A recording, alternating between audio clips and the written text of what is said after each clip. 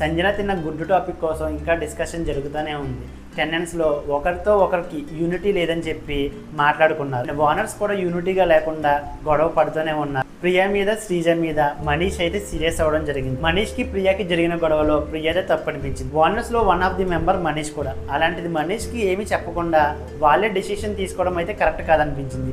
ఈ విషయం మీద ప్రియా మీద అయితే చాలా సీరియస్గానే మాట్లాడడం జరిగింది. అండ్ ప్రియా కూడా ఈ మధ్య చాలా ఓవర్ చేస్తుందేమో అనిపిస్తుంది. ఓనర్స్గా ఉన్న ఈ కామనర్స్ అయితే ఈ మధ్య ఎక్కువగా ఓవర్ చేస్తున్నారేమో అనిపిస్తుంది. And next Immanuel lady getup చేసుకుని ఎంటర్టైన్ మాత్రం మామూలుగా చేయలేదు. అండ్ కుకింగ్ ఏరియాలో డీమన్ పవన్తో రీతు లవ్ స్టోరీ ఏమన్నా ప్లాన్ చేస్తుందో అనిపించింది. అటు పవన్ కళ్యాణ్తో ఇటు డీమన్ పవన్తో రీతు ఎందుకో ట్రయాంగిల్ లవ్ స్టోరీ ఏమన్నా ప్లాన్ చేస్తుందా, లేదంటే బిగ్ బాస్ ఏమైనా వీళ్ళ ముగ్గురు మధ్య ట్రయాంగిల్ లవ్ స్టోరీ ఏమైనా ప్లాన్ చేస్తున్నాడో అనిపించింది. అండ్ బిగ్ బాస్ సంజనాని కన్ఫెక్షన్ రూమ్ కి పిలిచి సంజనతో మాట్లాడి కెప్టెన్సీ పోటీదారులను ఎన్నుకోమని చెప్పి సంజనానికి బిగ్ బాస్ చెప్పగా సంజన తనతో పాటు ఇంకో నలుగురిని అయితే సెలెక్ట్ చేసుకుంది. కంటెంట్ క్రియేట్ చేస్తున్న సంజనకి బిగ్ బాస్ కూడా ఫ్యాన్ అయిపోయి ఈ అవకాశం అయితే ఇవ్వడం జరిగింది. అండ్ సంజన బయటకు వచ్చి హౌస్ మేట్స్ అందరికి ఈ విషయం చెప్పడంతో శ్రీజ అండ్ మనీష్ సంజనని క్వశ్చన్స్ మీద క్వశ్చన్స్ వేయడం జరిగింది. ఎన్ని క్వశ్చన్స్ వేసి ఇరిటేషన్ రప్పించినా సరే సంజన నవ్వుతూ సమాధానం చెప్పడం మాత్రం హైలైట్ అనిపించింది. అండ్ ఎవరు ఎన్ని మాటలు అన్నా సరే నవ్వుతూ తన పనేదో తను చేసుకుంటూ చాలా ఓపిక్ గా ఉంటున్న సంజనకైతే హ్యాట్స్ ఆఫ్ చెప్పాల్సిందే. అండ్ కంటెంట్ ని క్రియేట్ చేస్తూ